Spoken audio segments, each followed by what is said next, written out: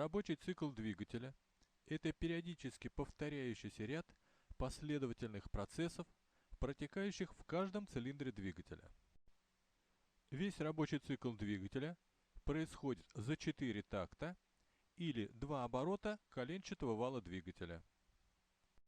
Такие двигатели называются четырехтактные, однако существуют и двухтактные двигатели, но в настоящее время они на автомобилях не применяются.